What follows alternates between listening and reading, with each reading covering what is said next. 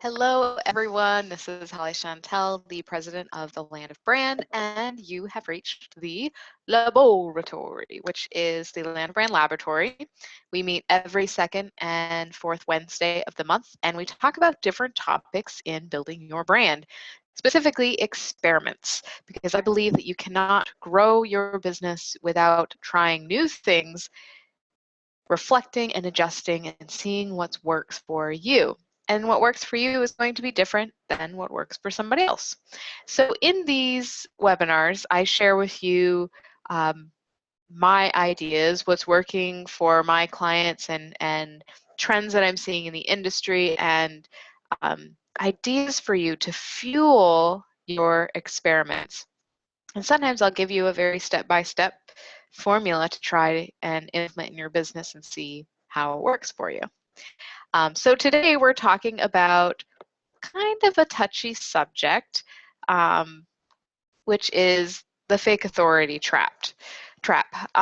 So this topic, usually when we're doing these topics, I'm giving you information that's like something you can go and take and use, like an actual strategy.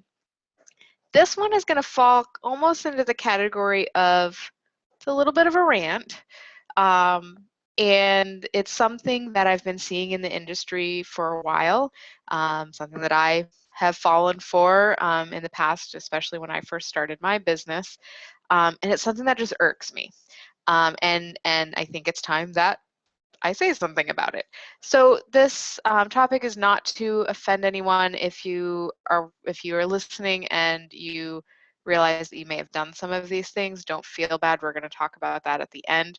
But really, it's just something that I want to raise awareness for. And I think it's really important that everyone knows about this thing called fake authority. So when I was 6, I almost drowned.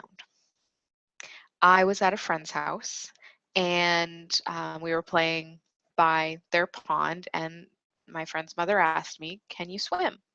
And I said, "Yes, of course I can swim," because I had been to the lake with my parents quite often. We were able to walk down through the woods to a lake or a beach where, we swam.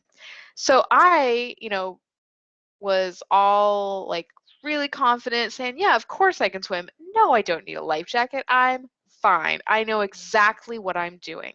And she believed me. I was creating fake authority. What ended up happening was I took 2 steps into the pond, dropped off, went under. Next thing I know, I am being resuscitated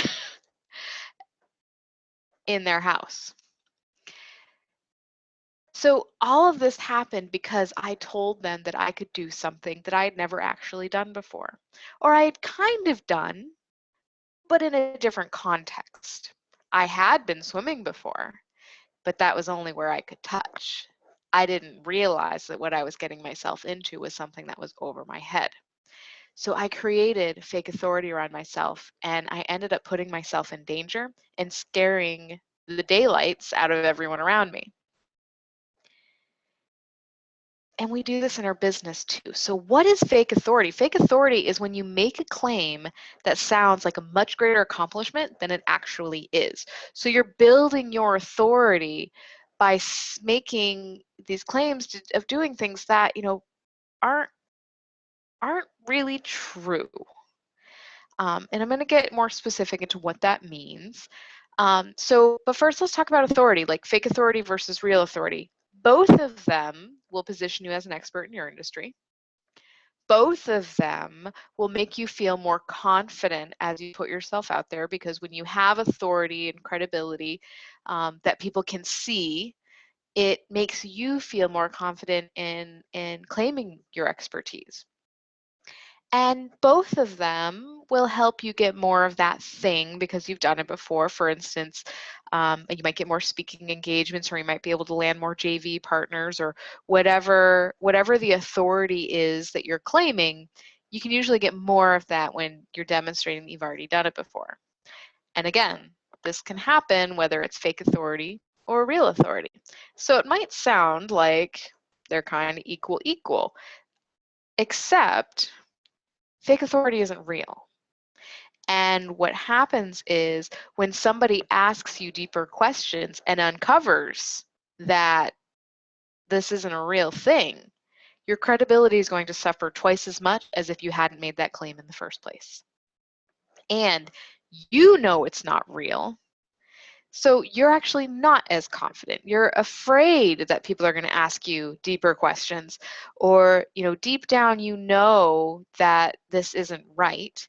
So it ends up being a wasted opportunity for you. Like, you end up not actually taking advantage of this opportunity. I'm going to talk about what these opportunities are in a moment, because you're probably like, what is she talking about? So people, the last thing is that people are catching on to fake authority. They're becoming a little jaded. They're becoming suspicious. Fake authority is hurting the coaching industry as a whole because no one likes being manipulated.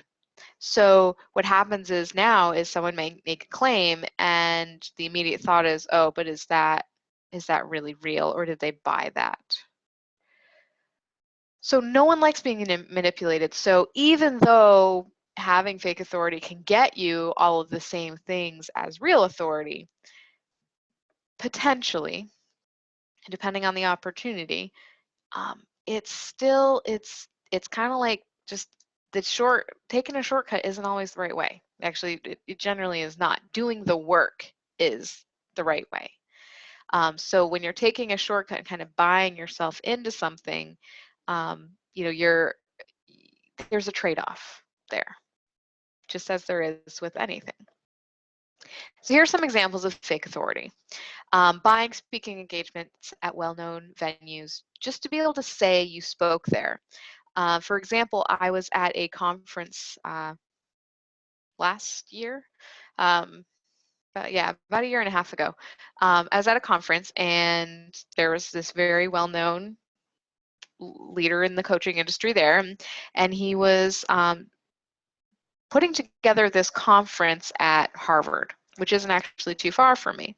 So I was like, hey, that sounds awesome. I'm going to go talk to him and see, if there might be a speaking opportunity.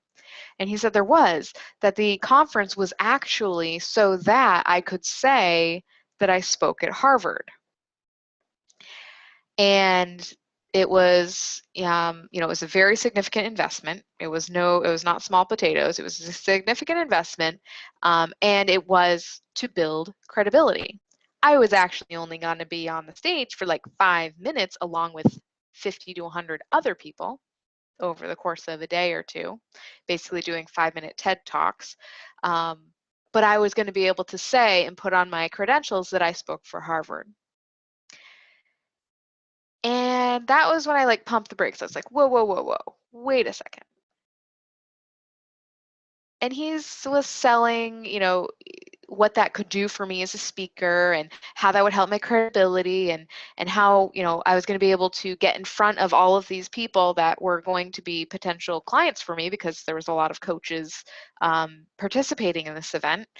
So yeah, it sounded like a win-win-win, but it didn't feel right.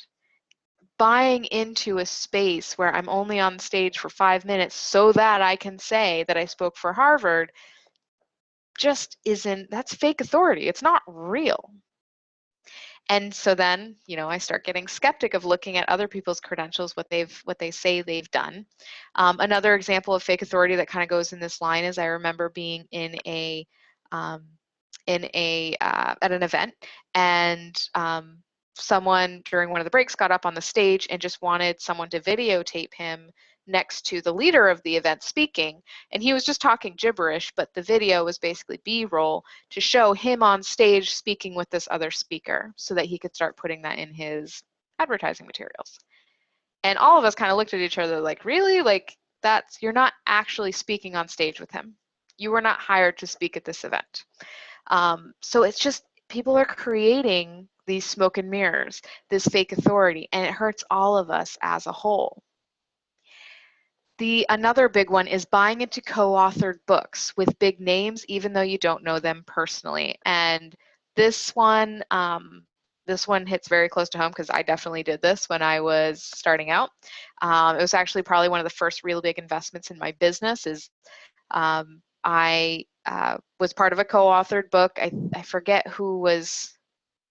I forget who was like the big name. It was like Oprah or Deepak Chopra or like someone really recognizable, so that I could be on the cover with them, like I knew them and that we were like besties, and we put together this book together.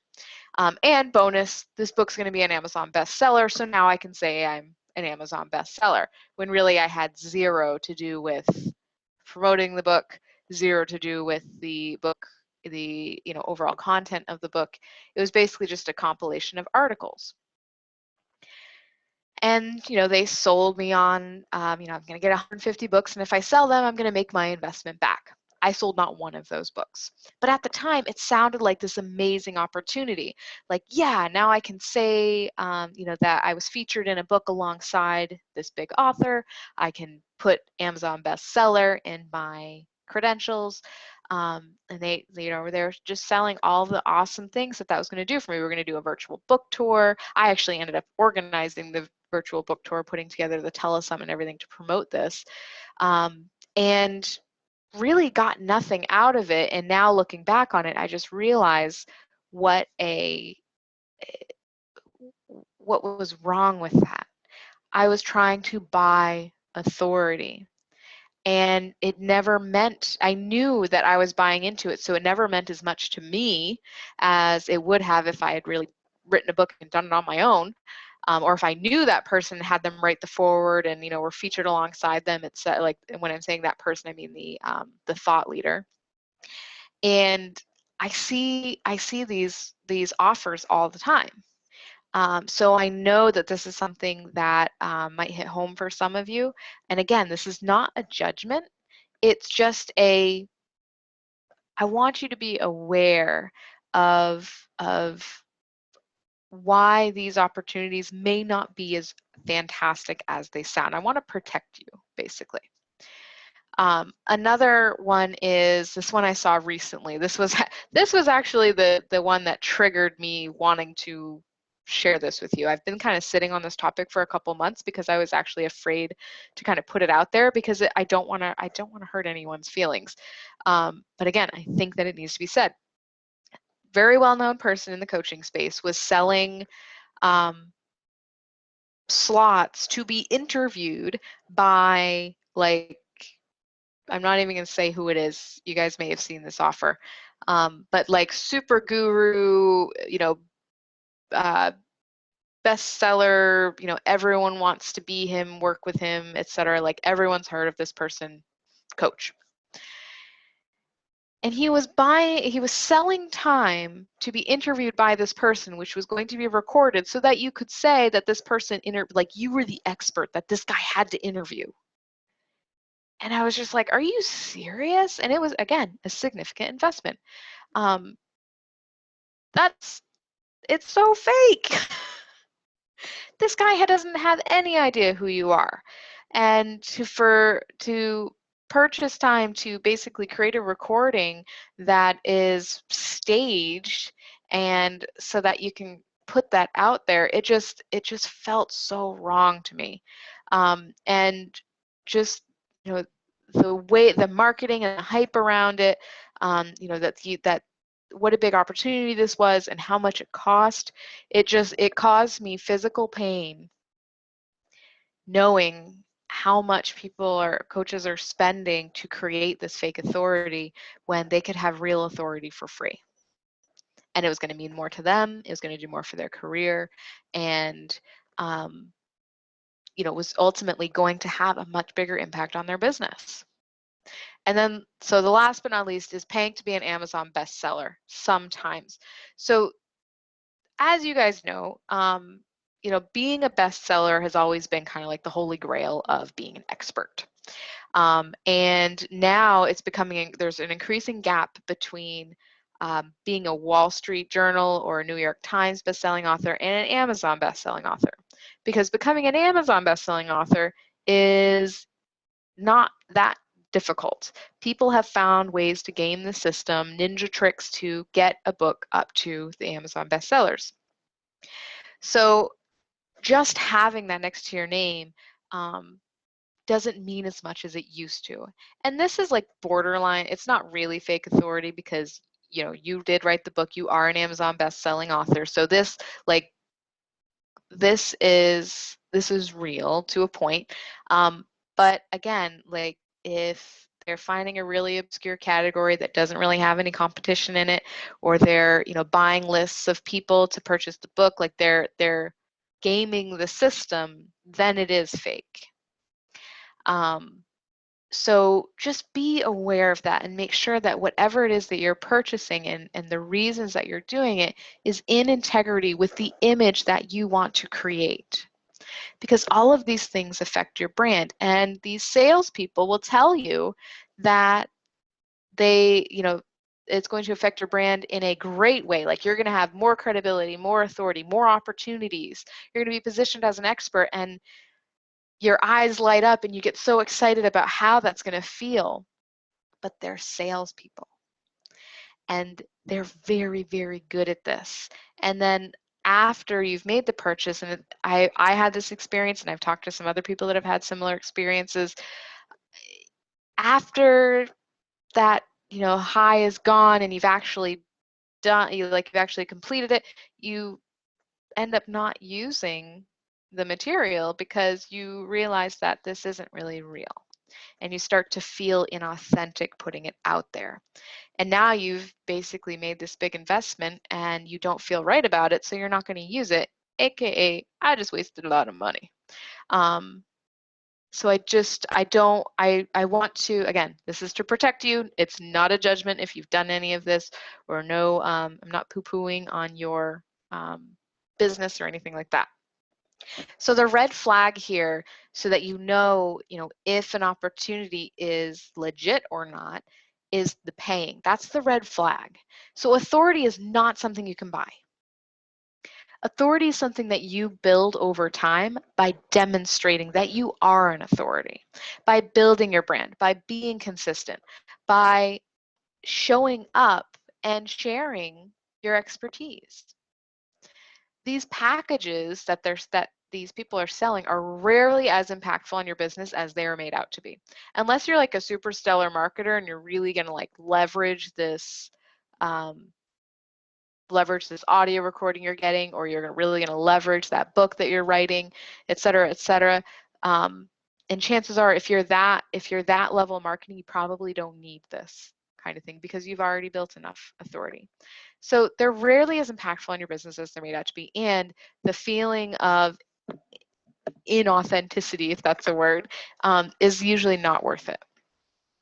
It's often expensive in relation to where you are in your business. Like I said, when I bought into that multi-author book, that was the first really big investment that I'd made in my business other than my coach certification. So, that was money that could have been, oh my gosh, it could have done so much more for me if I directed it to somewhere that was really going to make an impact on my business. But the person I was talking to was a fantastic salesperson. And I was so excited to make that investment and then quickly regretted it.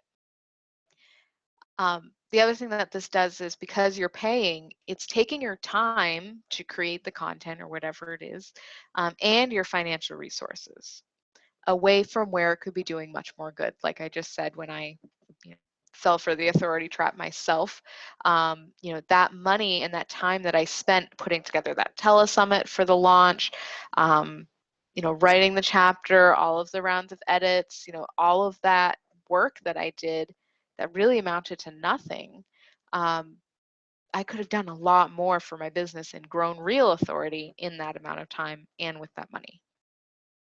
So if you've done any of these, don't feel bad, okay? Again, not judging. We've all bought into one of these things one time or another. I don't know any coach that hasn't. When they're starting out and they feel like they need that leg up in order to feel like an authority, in order to play with the big dogs, like you feel like you need that leg up and this is a way to do that. It's a shortcut, and shortcuts don't work. The people that are selling authority are salespeople. They're really stinking good at this. This is their business model. So of course they're going to promise you the moon. So just be cautious and check in with your gut. Does it really feel authentic to you? Does this feel like something that is going to really further your message, or is this smoke and mirrors? Because sometimes, you know, for example, that speaking engagement, you know, I could have taken advantage of that offer and done a really awesome speech in front of the 50 to 100 people that were my ideal client and turned that around as like that would be the ROI. I wouldn't have done it just so I could say, yeah, I spoke at Harvard, because if anyone asked me, you know, what I spoke at, or you know, ask deeper questions, it would come out that, yeah, I spoke for 5 minutes at a organized conference that was just done at Harvard so that I could say I spoke there. like those, there's different reasons why that investment might have been a good investment. So I'm not saying all these opportunities are bad. It's just you want to make sure you're doing them for the right reasons.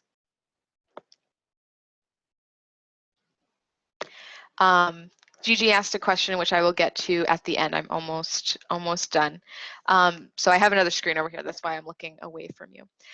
So here's what you can do instead. So instead, understand that this kind of authority takes time and hard work, but you will get there.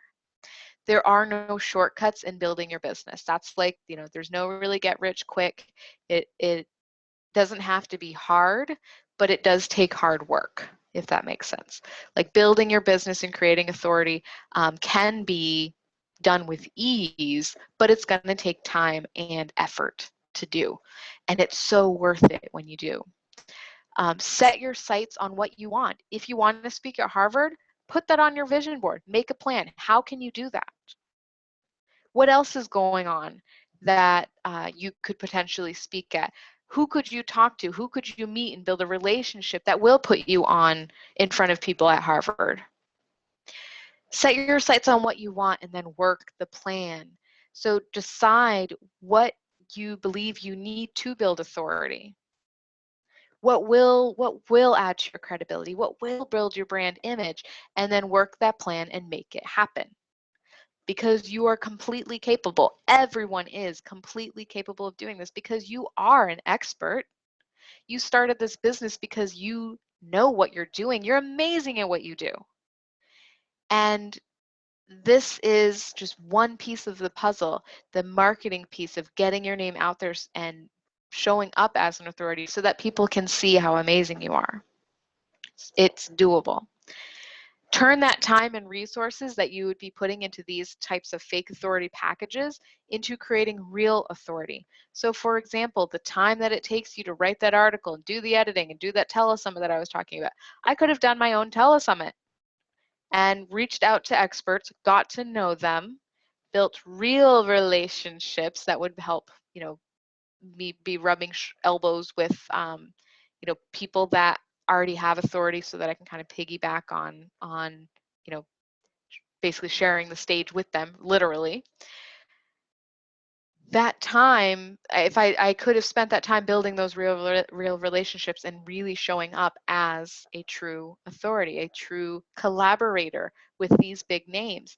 And you will be surprised at how achievable and accessible that is. And this is a skill that will serve you forever. Right now, you know, I'm reaching out to industry leaders and, you know, seeing if we can find ways to collaborate, you know, promote each other's webinars, that kind of thing. And by building those relationships, again, I'm building my own authority, I'm getting clients, I'm building business, and it doesn't actually take that much time. All it really takes is some courage and like just a few seconds of courage to send that email out, you know, a little bit of research to understand their audience and what they need and how I can position myself to be able to serve them. So all of that time and that money could be hiring an assistant to be finding engagements for me, with that money that I would have invested in buying that speaking engagement. So there's more productive ways you could be directing those resources that are going to create lasting impact in your business. So in summary, don't make claims that are larger than life, or it could come back to bite you. Don't say you can swim when you've only walked out into a lake, because you might drown. So anything that is not authentic and true is going to hurt you in the long run. It's going to make you look worse when people find out that it's not true. If you're paying for it, chances are it isn't real. And you don't need to fake authority. You are awesome. And when you work the plan, set your sights high on what you want, the world is going to see how awesome you are. So I hope that this is some helpful insight. I know it's kind of a rant, and I'm definitely open to your questions, comments. You know, if you guys want to, if you have anything you want to add to the discussion, please do. There's the chat box and the Q&A. I'm going to just jump over here and read some stuff that's already been posted. And before I do that, so what's happening in the LOBoratory or in the Land of Brand? So big changes are coming in July. I told you last call, I'm going to keep you guys updated. So I'm going to be trying a new experiment. We're going to go back to a weekly schedule. The experiment being, can I handle creating content weekly? Because my, I only work a 30-hour week due to constraints. I want to spend time with my children. So I've created a very constrained schedule for myself. And, am I going to have enough time to be creating content and doing all of this weekly, or does it need to be bi-weekly? So that's kind of the experiment. We're going to try it, see how it goes. But we're going to go back to a weekly schedule, and basically the way it's going to work is you'll be able to attend the LOBoratory webinars live, but I will not be posting a replay immediately. I'm going to be creating an article out of the content and then sending those together in the newsletter. So it's going to be kind of a win-win. Like if you show up live, you get the information right then, you can ask questions, etc. The replay and the article will be on a delayed schedule, so you might have to wait a week or two in order to get that access to that information again. But when you do get access to the information, you also have an article that might be easier for you to consume than to watch a 20 to 30-minute video. So I think this is going to be really good. It's going to help keep me consistent with my content creation. I have so many ideas of what I want to share with you guys, and it's just like I just never have the time to do it. And what I have found, this is where it comes in, like you find what works for you. What I have found is that articles, I have a hard time staying consistent with writing those. LOBoratories, I write those like clockwork. They're on the calendar, I show up, I do them, they're easy for me. So, having someone take that content and turning it into an article for me, we'll see how that works. I think it might be a win-win all around. And then last but not least, I currently have 2 spots for 2 more clients that are ready to start in July. So if you want to, finish the summer strong and get into fall already having your brand done, already knowing what you're going to be doing, how to talk about what you do, what you're selling, like all of those things that could be up in the air right now. I know summer seems like a downtime, a lot of people are taking off, but sometimes this is the best time to be working on your stuff because clients might be slower. You have a lot of time to kind of ponder and think while you're on vacations or at the beach or whatever. So this might be a good time for you to be working on your business. So if you want help with that, then shoot me an email and we'll schedule a time to talk and see what that looks like. So our next call is July 12th at noon. And we're going to be talking about 3 ways to raise your prices with confidence. So July 12th, we'll kick off. After that, we'll have our weekly LOBoratory. And yeah, so let's go ahead and answer questions.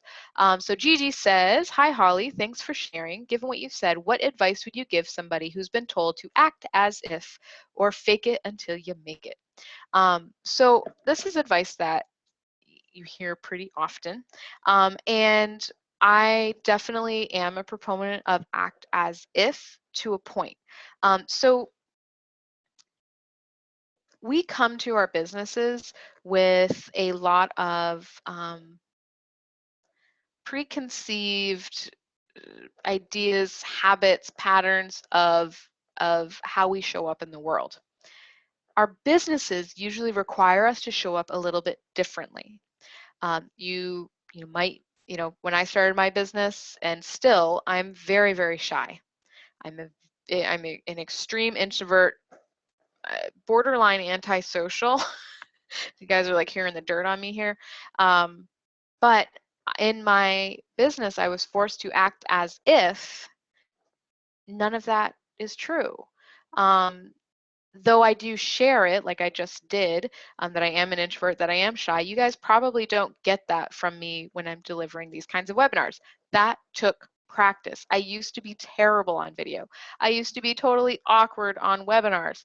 But over time, acting as if and doing those things and getting practice in showing up that way, you become that. Now I am confident. Now I can carry a conversation. Now I can ask for things that I would be mortified to have asked for, 8 years ago when I started. So there's nothing wrong with acting as if. Acting as if you own the room, acting as if everyone's your friend, acting as if you are the expert.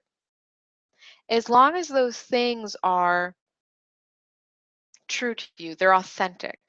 Now, if I was acting as if and lying, or being someone that I'm not, or being someone that I think I should be, but really isn't me, then that won't work. And it's never going to work, because when you're putting something out there that's inauthentic, it's not going to have the impact for you, because it's not going to be real. People will sniff that out very quickly, or it's just not going to land, because there's a disconnect there. And so the answer to that, to act as if, is yes and no. The fake it till you make it, that kind of depends on what you're really faking. Again, if you're just acting as if, like, I am totally not afraid to be standing on this stage right now, that's one thing. If you're faking it as in, like, telling untruths about your accomplishments, or creating fake authority, that's different. Anything that feels inauthentic to you, don't do. So I guess kind of the check for you, Gigi, would be, is this authentic to me? Does this feel right? Versus, shoot, I had a really good gut check there for you. Is this authentic to me? Does it feel right? Versus, like, I don't remember what the second one was. It was probably like, well, I'll just make something up. That it is, does this feel icky? If you feel oh no, I found it. It's your comfort zone. So does it feel icky, or does it feel like you're stretching, growing?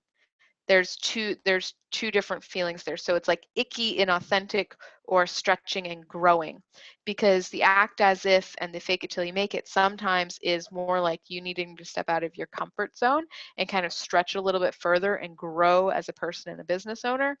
Then the other side of that is, faking it till you make it, but it's not really you, and I didn't actually do that, and yeah, this kind of just makes me feel gross, because it's not something that I should be doing. And a lot of sales tactics or marketing tactics, or et cetera, that you might be learning, the ones that feel icky might just not be for you. You might need to find what really does feel authentic and good to you, but still might stretch you out of your comfort zone. So that was a very long answer. Hopefully that helps, Gigi. Catherine says, thank you for covering this topic, Holly. Last year, I committed to a program that was expensive and really does not provide the value that I need. I was really sold. It was a hard sale.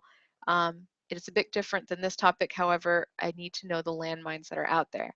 Yeah, so there's a lot of programs out there that are being sold by really good salespeople that are promising you the moon.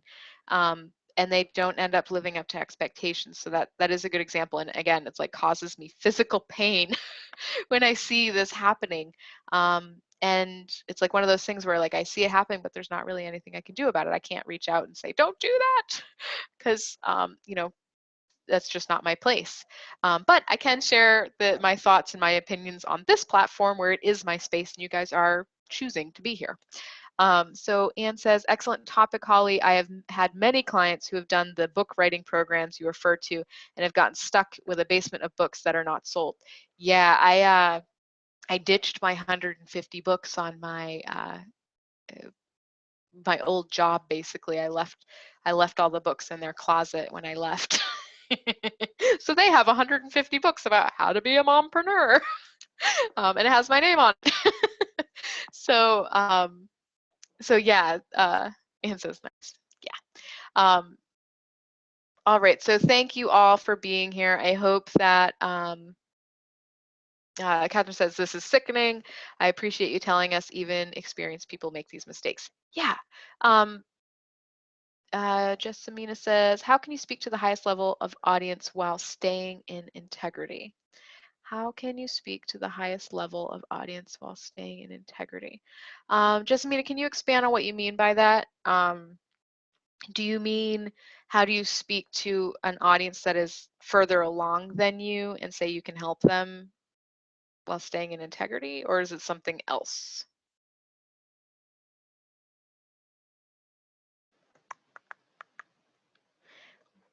While you're answering that, Jessamina, I'm going to pretend that that was the answer and answer that, and then I'll answer, if you say something differently, I'll answer that.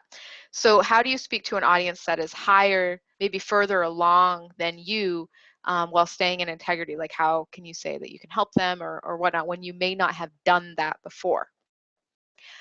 So the thing to keep in mind is, if you're making promises and saying that you've done things before that you haven't, yeah, that's fake. But I've worked with many clients that are well further along in their business than me, clients that have great brands, but the expertise I have is not their expertise. And I'm not promising to grow their businesses beyond what I've grown my own business. But the expertise that I have in, you know, attracting a different audience or making shifts in their brands without alienating or cannibalizing everything they've already created, that kind of thing I can promise them. And I can do with them because I have done that myself, just on a smaller scale. So when you're talking to them, you need to know what is their need, and then what is the missing piece that you have, that even though they're further along than you, they might not necessarily have the same expertise or the same missing piece that you do have. So that is how you would speak to a higher level audience, and you're in integrity, because even though they might be further along with you, that doesn't matter, because what they're good at is different than what you're good at. So, you know, I've worked with coaches that are at 7 figures and beyond. I am nowhere near that. I never intend to be anywhere near that. But I'm not telling them how to build $1 million business. I'm telling them how to brand themselves and how to become known and how to, you know, take all of that goodness that they've created and bring it together under one message, which is something that I'm very good at. And it doesn't matter where you are in your business to be able to do that or not. It's a skill set. I don't see a, oh yes, so Jessamina says, yes, so it's a matter of articulating even more clearly my value, so how I can help. Yes. So yeah, it doesn't matter what level the audience is, if they're further along in their business or life or whatever than you, as long as you can articulate your value and you're good at, they will recognize if that's what they need or not. Okay, great. So I'm going to go ahead and wrap up. Mary says, thank you for all the awesome information. Thank you guys for coming. This has been one of the most attended webinars, LOBoratories, in a while, which is funny. And yeah, I'm hoping that with going to a weekly schedule that you guys will make this a habit again, and we'll start having more live attendees, because I love this kind of discussion. I love when you guys are asking questions, sharing your experiences. You know, this is a community, it's a membership. It's free, but it's a membership. So I hope you all have a fantastic holiday weekend. Happy 4th of July. Um, Here it's going to be beautiful weather. Going to take the boys swimming. Have a fantastic day, and I will see you in a few weeks when we start our new laboratory format, and things are going to get even more fun. So bye, everyone.